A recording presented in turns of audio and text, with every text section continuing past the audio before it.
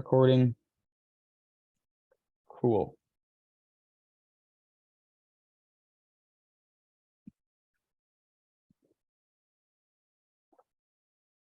All right, so first play of the day was an options trade. So this is what my premium section looks like. Right. These are the options trades that I alert. This was alerted at 7:14 a.m. my time. So I'm in Pacific time because I'm in California. 7:14 was right here. So just before the breakout, we hopped in some 386 SPY calls. I was watching the ES chart.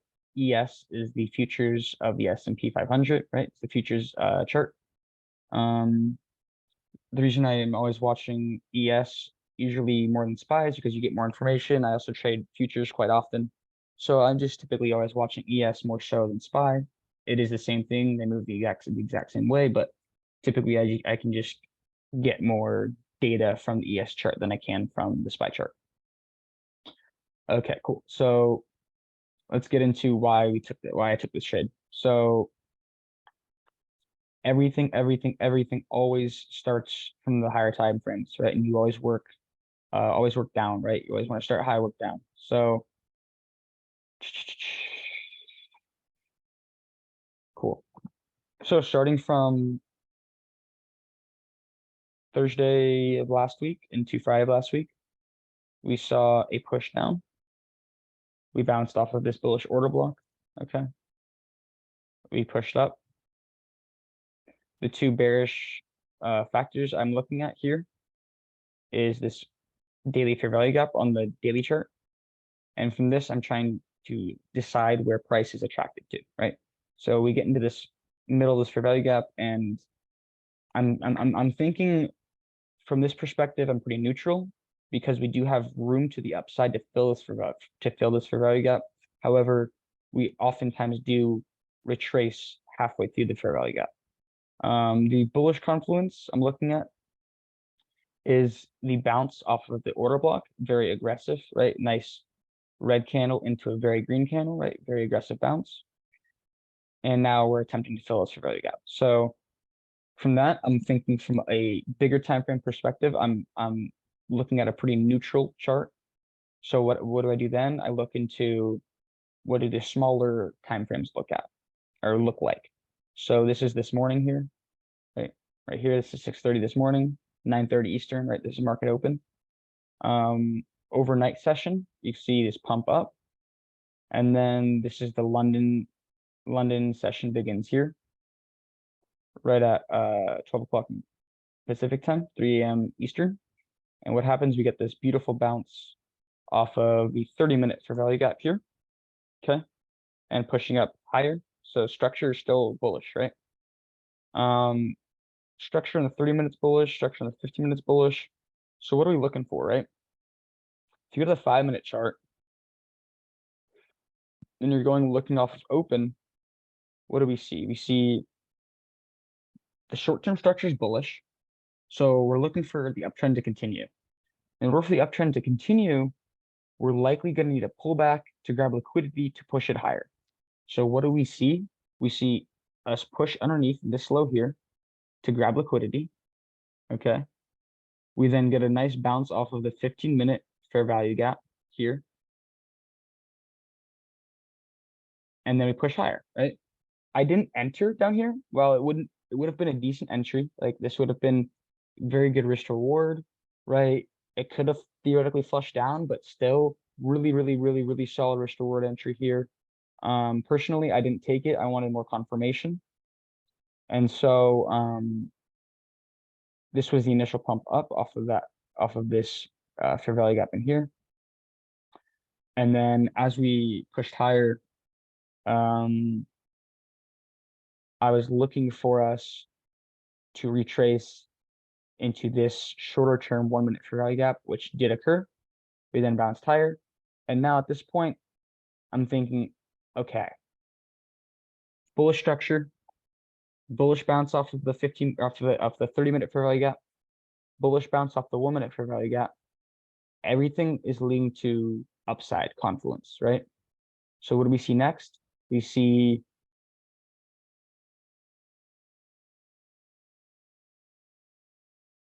bull flag. And then the final piece of confluence is right here. We are bouncing off of this 1 minute order block, right? This 1 minute down candle here.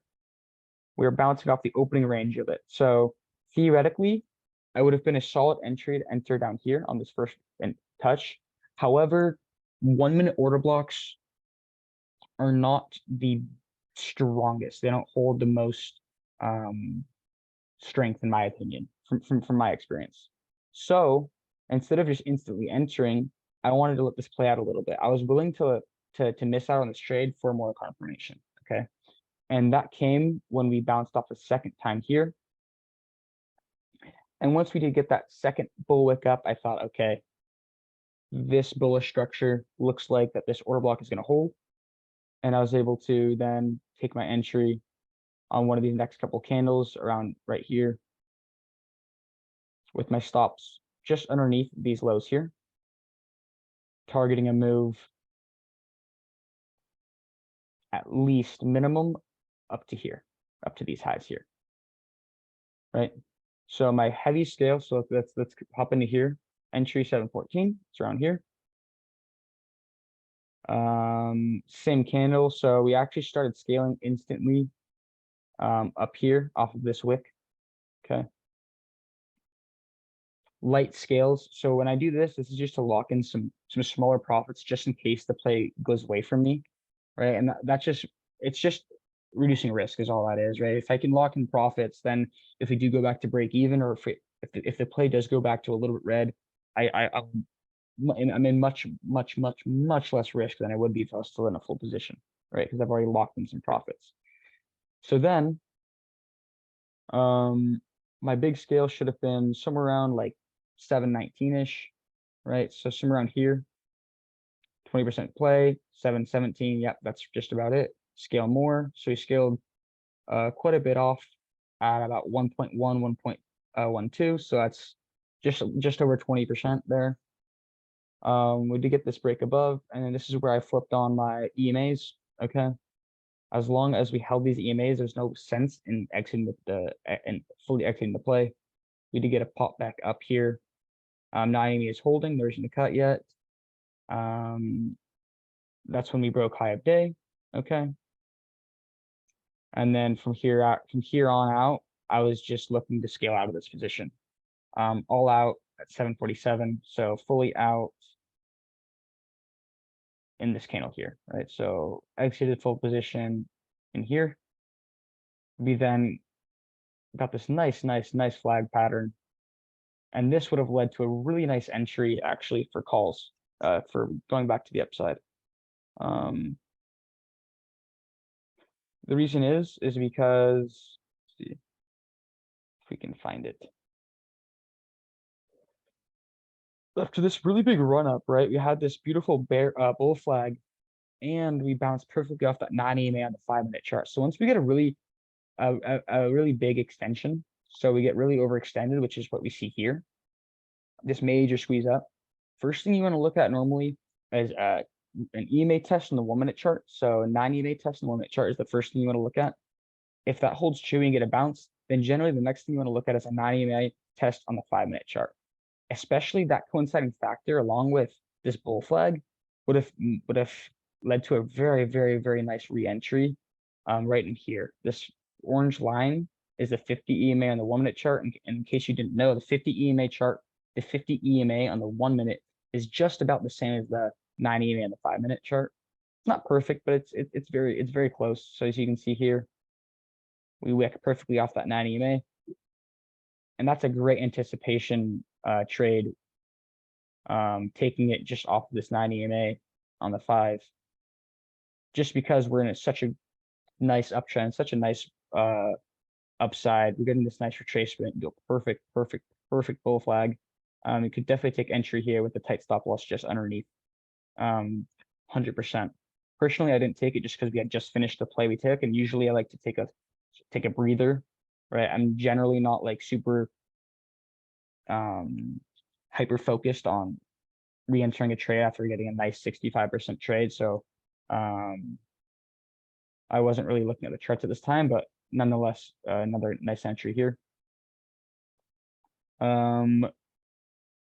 Pushed higher. This was the only options trade that I learned today. So then the rest of these trades are going to be futures, which is very similar, right? It's not much difference to it. Same like TA goes into it. It just is a matter of like what I'm trying to trade. So second trade, 819. This was the only loss I took today. Okay. And this was right here. I tried to scalp some puts or some shorts at 38151.5. And this is really just going to be an overextension trade. And then also just this level. This is a pretty key level I have. But I kept this trade really tight, right? I was just looking for a quick scalp back down into this area here. But when I'm fading trend like this, I keep these stops really tight, and we stopped out for -4 points, which is very, very, very, very small. So, big win this morning, all the way from down here to up here, and we took a small loss from here to here. No problem. Then 727 or 927, sorry. 927. I go ahead and say limits are in to sell at 3860 and 3861.75. I then say the same minute, I say moving limit, bottom limit to 60.5 instead. So I'm moving this up a bit. 60, so this is 927. So I say that here. So I wanted to enter 3860.5. So 3860.5 is here. My second entry was 3861.75. That entry never hit, right? We never actually pushed up there. So my entry was only here, 3860.5. Took this down, plus 4 points. Got out for that 4-point profit from here to here. That made back our loss that we took here. Okay. Third trade of the day was the big trade we took. This trade, I posted it on Twitter as well. So let's pull this up really quick on Twitter, just because I have the annotation there anyways.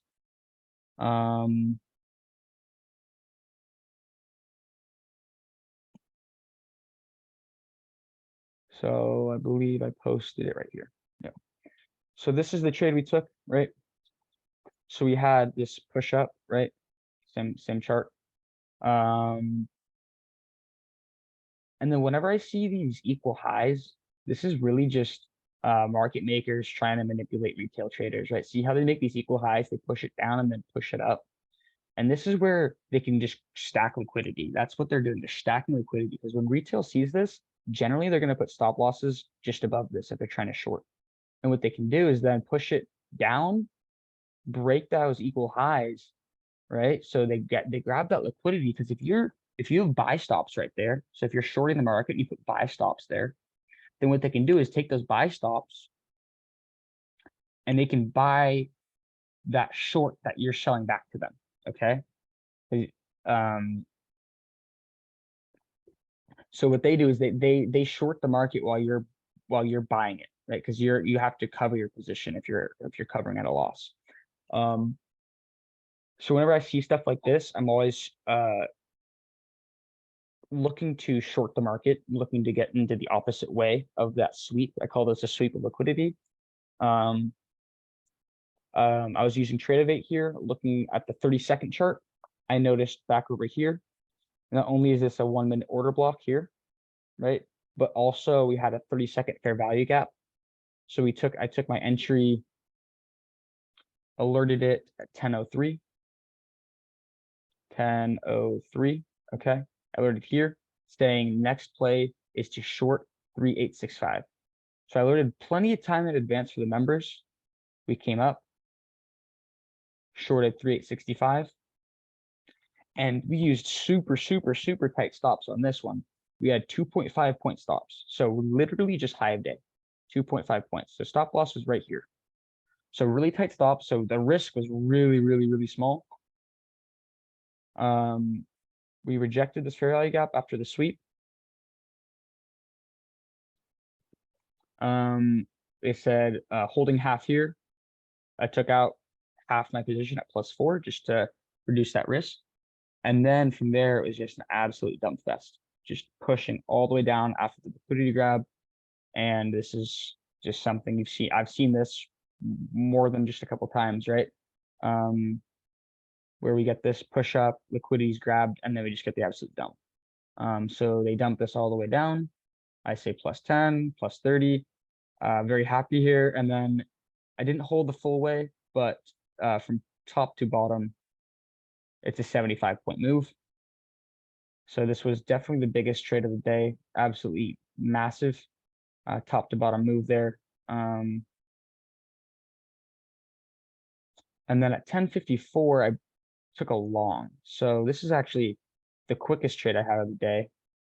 And I actually scalped this here. So 10:54, I said, playing this risky. And what is this? This is a buy limit at 3,829 and a stop at 3,826. So this looked like something like this. So stop was 26.5. And my buys were at there, and then I was looking for 4 points. This was a 20-second trade, literally 20 seconds. It hit this entry. We got an immediate pullback, and then I immediately got out for the scalp. I know that I was fading trend because we were in such a significant downtrend.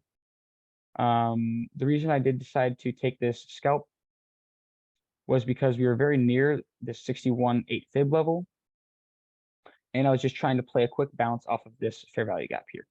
Okay. Within there, fair value gap entry, had that perfect sniper entry right at the absolute bottom. 10:54 was when I alerted it, so I alerted it that same minute as we were coming down, because this is right before. So we were probably about right here, and then it started to come down in this next candle. And I think I got almost 5 points on this trade just because it happened so quickly. Yeah, 5 points. So I got out for 5 points, targeting 4 points, just because when I hit exit, you're still coming up. So that was a really nice, quick scalp. And then I believe the last entry that I placed, and I was trying to get filled, this is just bizarre, is this here. So if we look, I said something about, let's see here. Yeah, pain. So notice this order here at 3,792. Okay. Sorry, 3,792.5. So I had orders to enter this trade at 3,792.5 right here. That's where I was trying to go long. That's a buy limit, right? We wicked one tick above it. That's 0.25 points. That's nothing, right? That's as close as you can get without getting filled. And what happens? We ran, a casual 60 points after hitting that perfect level that I had for the buys. And this entry that I was looking for,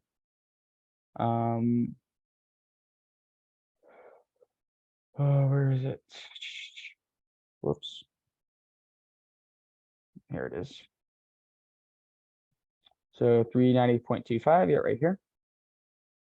This is just a hourly order block, right? Bullish order block here. So really just looking to take this off this order block here, and it lined up to just barely miss it. So market makers were definitely pushing for it, and then just decided to bounce it just a little bit, just 0.25 points just above it. So I didn't actually get this fill. I did not enter this trade, but that would have been another massive trade. I definitely would not have held for this whole move, especially fading the trend. Most likely would have taken Most likely you would have taken most of it out by here. I would have probably targeted the 618 area, so I would have taken probably about what is that, like almost 20 points, which is really, really, really good, right? Would have taken almost 20 points on that trade. Had I gotten that entry, and I probably would have trimmed my first starter position off at like 4 to 6 points is usually right. That's usually just where I like to start exiting, start taking some profits, just because that's my risk, right? So if your risk is 4 points, then you should feel comfortable taking profits at 4 points, as long as your win rate is more than 50%, which mine is well over 50%. So you can target more, you can go for more, but as long as you have a 50% win rate or more, and you're getting 1R, so you're getting your risk plus anything else, you're going to be profitable. And if I can trim there and then put stops at even or stops at near even and allow for runners to keep going, I'm good with that, right? As long as your system's profitable, it's just a matter of how many trades you take that are quality setups, right? You just want to take as many trades you can, that's quality. And over time, all those trades are going to stack up in your favor, and you'll be a profitable trader. That's pretty much how my day went. I did have a couple other personal trades today. I shorted this volume imbalance here that I was talking about earlier. So this is a daily volume imbalance here that I shorted on the way up, and I covered here and here. But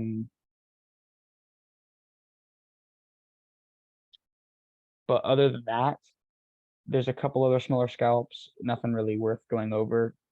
The biggest main trades that I usually, post and take are the ones that I post to Discord. So, those are the ones we went over. And then of course playing futures, like I post these on futures because I'm playing on futures, and I post these on options because I'm playing on options. But you can definitely, play. If I say short here, you can take puts at this level. And then same thing here. If I say taking puts here, you can take shorts at that level. Same thing with longs, you can play calls at that level, or where I say, or whatever it is. It goes both ways, right? If you're only an options trader, I'm saying take calls here, and I say I'm going long here, you can just take calls instead, and then just exit when I say I'm covering my position, something like that. There's no reason that you couldn't do that. The only thing I could think of is maybe there might be times where I'm in a futures position and I might hold it longer if we're chopping, just because I'm not getting theta burned, versus someone that is in options might be getting theta burned. And I can just kind of sit around and hold this thing as if it's chopping, as long as it's not breaking my invalidation, as long as it's not invalidating my setup. I can just hold it and not worry about theta, versus someone that's playing options might have to worry about theta. But that's pretty rare, especially on a day like this where we had fast moves that price targets were hitting pretty quickly. Does anyone have any questions about? I know there's a lot of material, a lot of stuff I covered, but if anyone has any questions, feel free to type in chat, or you can just go ahead and blurt out. It's completely fine too.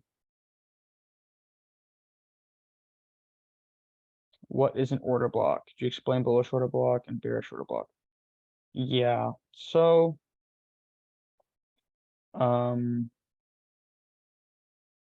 yeah, let's go over that. Hold on. Give me 2 seconds here.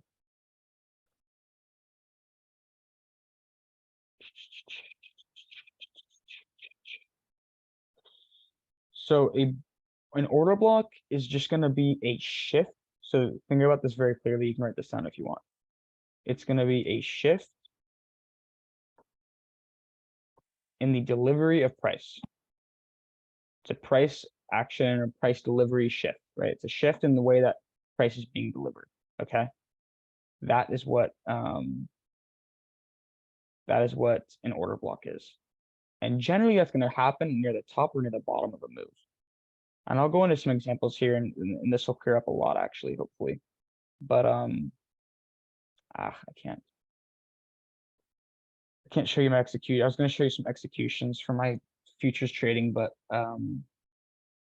because it's past 1 or past 2 when the market's closed for an hour, I unfortunately can't show. They went away. So I don't know my exact executions. Um,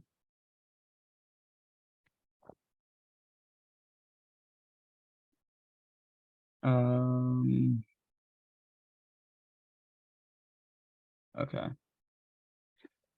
So let's get into some examples, yeah, for order blocks. So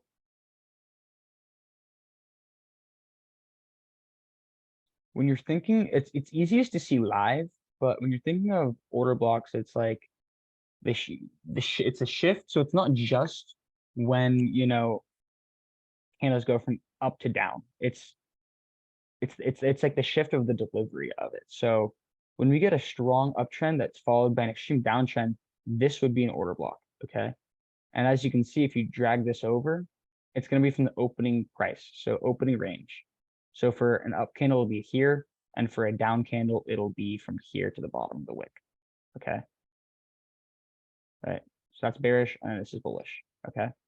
So sorry, this is bullish, this is bearish. So this is going to be a bearish order block, okay? You drag this over, and you can see this rejection here comes, and we get this push down, right? So in general, you want to be taking these from the opening range. So if you're going to be playing an entry, you don't want to enter every single order block, right? This is just like any other trading methodology, right?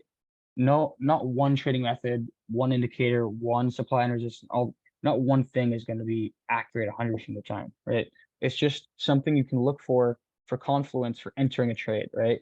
Like if you have a system and you're like, okay, this works, but I don't know where to enter, this can be something you look for, right? This is something I look for personally. So here, this would theoretically be your entry, okay? If you would have entered this here at 93.25, boom, you would have been in point and a half, about point and a half drawdown, and you would have then taken profits for a maximum potential of like 7 points. I'm taking profits generally 4 to 5, 4 to 6 points. I'll start to trim and hold runners, right? So this would have worked for me in this situation. However, I probably wouldn't have taken it because we're in an uptrend, right? I don't know. This is maybe a downtrend. I'm not entirely sure, but if I would have taken this, but that's what an order block is. It's just the shift in price delivery. So if you look at, and it's always the last candle. So that's the other thing. So this is a 15-minute chart. So it's going to be the last candle. So the last up candle, this is the last down candle, right? So this is going to be a bullish order block here. Notice how we're kind of squeezing in and then it shifts up, right? This is a shift in market delivery. This is a very, very significant order block here. So if you drag this over, right? We never retested it, but if we do retest it sometime in the future, I would expect there to be not necessarily a huge bounce, but some kind of a reaction within this region here. Okay.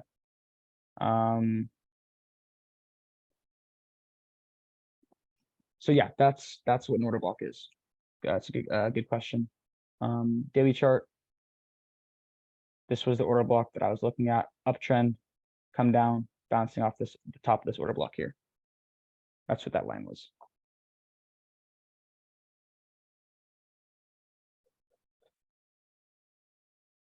Hopefully that makes sense. Do you guys have any questions about order blocks?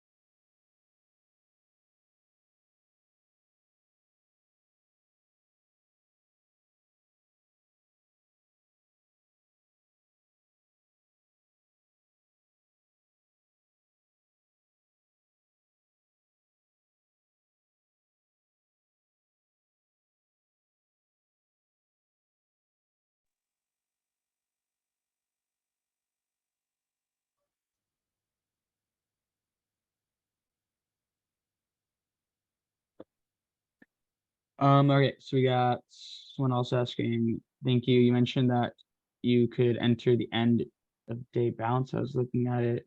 Really play. Is there any confirmation to enter that site?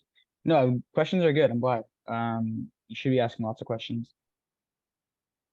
Mentioning you could enter the end of day bounce. I was looking at it. What do you mean by the end of day bounce? You could enter the end of day bounce? Yeah, what are you talking about?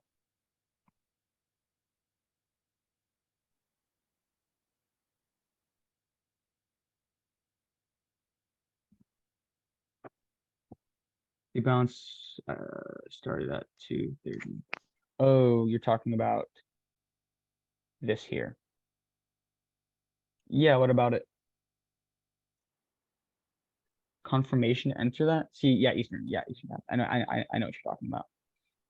See, a lot of times people talk about confirmation, always enter with confirmation, this and that. Personally, I rarely enter, or I rarely wait for confirmation. If the setup is there, I enter it with a stop loss or I don't enter it, right? If I miss it, then like let's say here it happened, like, and I did miss it. So what do I wait for? I would wait for potentially, if you want to wait for confirmation, quote unquote, wait for it to bounce. If it does bounce, then what you can do is draw fibs. So like this was an aggressive bounce. So this, you would not have been able to enter it if you waited for confirmation because it's such an aggressive bounce. It just wouldn't have worked unless you maybe entered here. Theoretically, you could have entered here off of this fair value gap, in my opinion. That would have been a decent entry. Or if you're playing EMAs, you could theoretically have entered. You theoretically could have entered off this 9 EMA and the 5-minute chart. So it depends on your strategy, but personally, the way I trade is there would not have been there would not have been a place to re-enter until right here. So, but what I would have looked for is if we did get a pullback, like let's say here it started pulling back, right? And I was still bullish, started pulling back. I use this a lot, this golden zone. So it's what I call the golden zone. Some people say the golden zone is between the 50 fib and the 61 fib. Personally, I like the 61 to 65. That's kind of where I like to enter. A wick below, wick above, whatever. It's not perfect, but to me, that's where I like to enter. So if theoretically we did reject here, I'm looking for a push down, and I'm looking for either just this fair value gap, or I'm looking for like a fair value gap, order block. So not only do we have a nice fair value gap here, but we also have an opening range order block. So this would have been my entry. I would have looked for calls or longs on a retest of that, and that would have been my confirmation. And my confirmation being the aggressive impulse move up after bouncing off of the hourly order block. Okay, so that would theoretically be a confirmation. However, most of the trades I take, I don't wait for confirmation. My confirmation is the setup. My confirmation is the quote unquote back testing I've done, right? I've back tested enough to know whether or not a trade is going to be a high win rate and whether or not and whether or not the risk to reward is worth entering. And based off of that, there's no sense in waiting for confirmation because generally, unless you are waiting for confirmation and then waiting for a retest, entering off the retest, generally waiting for quote unquote confirmation just gets you a worse entry into a trade you're probably going to take already, right? So if it's a high quality setup and you know that it's a setup that works the majority percent of the time, waiting for that quote unquote confirmation just leads to a worse entry, in my opinion. This is me talking. Other people say different things, but I don't wait. I just, if it's a setup that I like and it's a high quality setup and it's something I'm comfortable with, boom, set orders, set stop loss. If it doesn't work out, fine. Oh well. This is the example right here. We took a loss. Like it's a 4-point loss. So what? Move on. Next trade, we made it back. Right? It's like you're gonna take a loss every now and again. There's no sense in stressing over dumb. There's no point in stressing over dumb stuff like waiting for confirmation. If it's something I'm less confident about, then yeah, I'll wait for confirmation. Like this morning. That's a perfect example of when I do wait for confirmation like this here. I was, and also typically in the mornings when I'm more tired and not thinking as clearly, I'll wait for more confirmation. Like typically I probably would have just entered this morning. I probably normally in a normal day would have just entered here. But because it's early for me, it's 6:30 in the morning and I'm tired, I really want to make sure it's going to work out. So I waited for this confirmation here and then I entered later on here. So like that would be the confirmation for me, at least. That's kind of, if I'm less confident, then I'll wait for it to bounce. But that's pretty much it.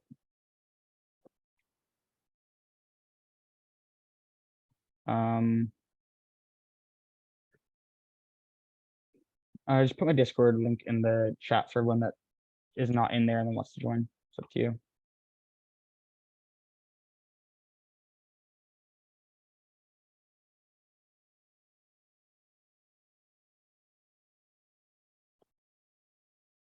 All right, any other questions for anyone?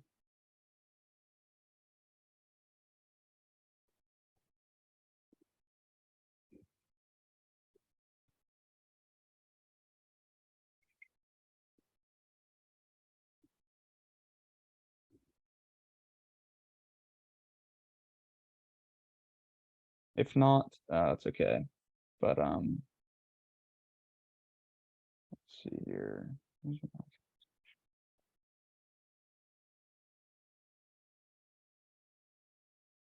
What ICT videos do you recommend?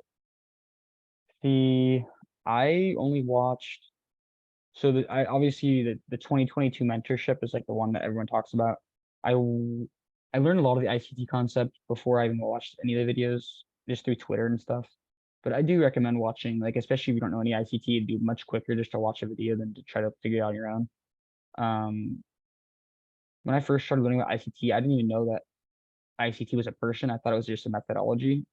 This is, way back when. But um,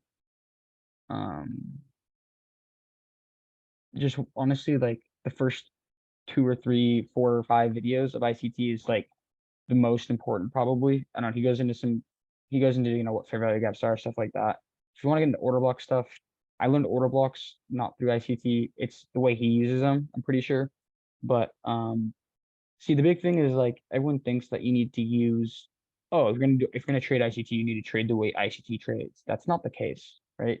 You can take concepts and you can take methodologies from other traders, from other systems, from other strategies, and tweak them in a way that fits your personality. And that's what I've done. I've taken concepts from ICT, concepts from, other people, from other traders, from other systems, from my own systems, from my creations, all sorts of shit.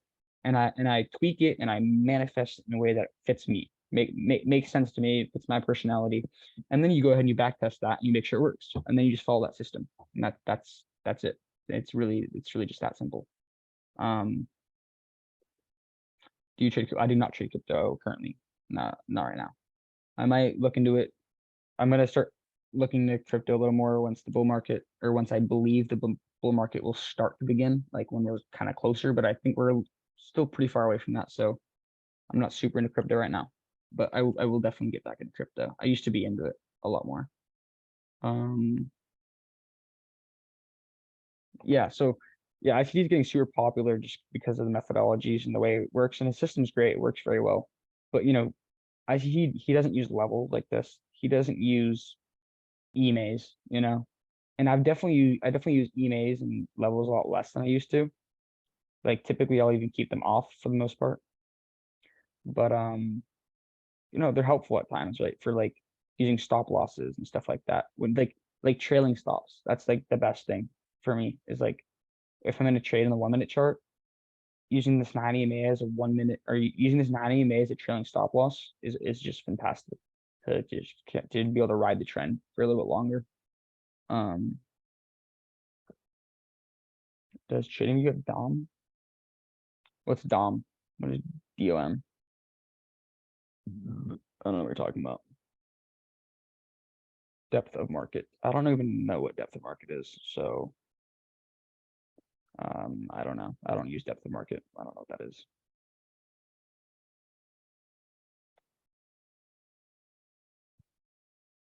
But yeah, so just watch the first couple of videos of ICT. If you want to continue, do so. Personally, I didn't continue, just not because I didn't like it, just I got busy with other things and my system works the way it is. So there's no like real urgency in continuing. I do probably plan on watching some more of his videos, more in-depth ones maybe. Maybe more stuff about market structure, which I use a lot. I use a lot of market structure analysis in my trading. But yeah, just watch his videos. If you like some of his concepts, you can take one of his concepts, you can take all of them. You can use whatever you want. If you don't like it, you don't have to use anything. You can use whatever the hell you want. Like, it just depends on what makes sense to you and what suits you. That's pretty much it. What's his name again? ICT, Inner Circle Trader on Twitter.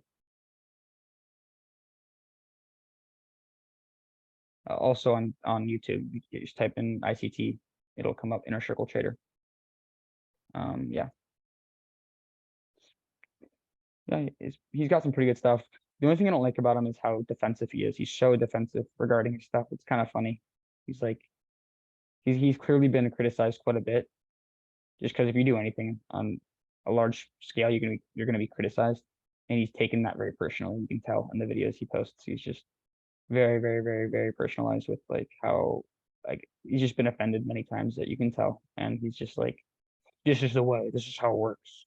He's just forces it kind of in your face, which is not something I like too much, but it's whatever.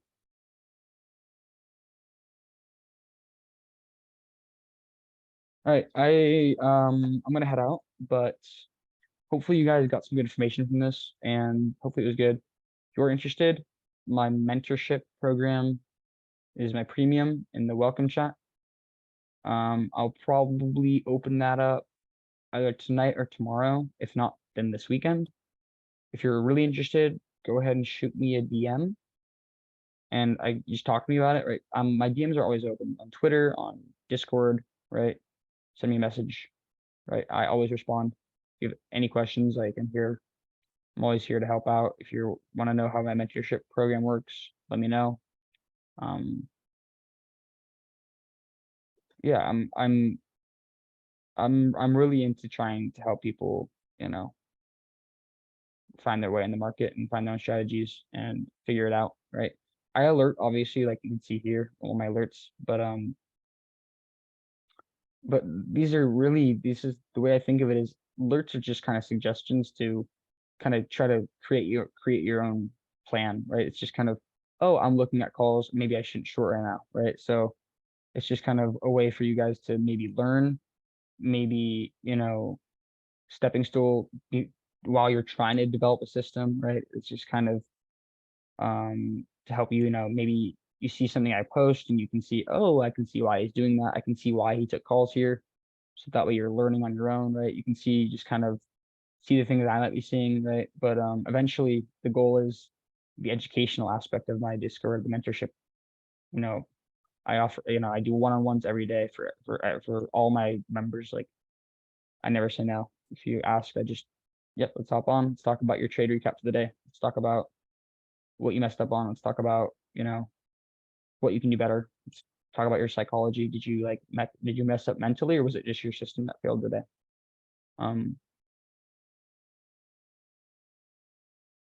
Yeah, so I think, alerts are great, but you gotta develop the educational aspect. Like, we can't expect to be profitable just taking alerts, because eventually, like, you're gonna mess up on something because your psychology isn't good, or someone's gonna forget to alert, or an exit or something. You need to be able to think for yourself, right? It's your own money. You gotta think for yourself on what you're doing with your money.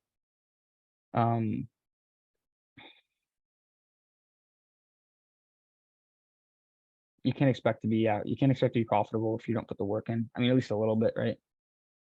People go to college for 4, 6, 8, 12 years for their job, right? And traders want to, put in less than a month of work and be profitable. Hundreds of dollars traders want after a month. It's like, where does that make sense? Is your premium monthly or yearly? I do monthly, 6 months, 3 months, yearly, lifetime. I have different subscription based like programs kind of. And then I also do, I think I have like a weekly trial, but it costs money. So it's like it's just for like if you want to check it out, but usually like the monthly and then above is kind of the average. I think it's 15, yeah, it's $15 for the week if you want to do just a week. But like I'm showing you pretty much this is the trial right here, so you don't have to pay for a trial. I mean, if you want to, you can, but this is what you get. You get my rules that I use, that I trade with, premium announcements. So this is just kind of where I talk about just like announcements, right? Just premium vibes, just premium chat for talking about whatever. Do you ever hop on voice chat during? Yeah, that was live multiple times today. So I was live today at 9 o'clock, going live 8:50. Looking to puts on the live 9:20. So I talk about I'm live not every day, but quite frequently. And if you ask me to go live and I'm not busy, I'll just hop on live and we can just do some live trading. I'm frequently doing live trading. So yeah, and then even if I'm not live, I'm always updating you guys like what's going on in the market, what am I looking at, what am I looking to take, what am I looking to trade, and then like my alerts obviously is what I'm like actually entering. How do you manage trading with college? See, that's a good question. I schedule all my classes to be after market hours. Do you trade events like CPI? Sometimes, but it's less profitable. It's more risk. I go light size and I don't expect much. But yeah, I kind of do it as for fun. Like I'll open a prop account and I'll trade and I'll try to fund a prop account in like a day. And if I blow it, then I lost like $50 and it's like, okay, I don't care. But I don't recommend it. Don't even think about trading CPI. There's no point. Like just go gamble. I don't know. Go play earnings. Which I also don't recommend. It's just dumb.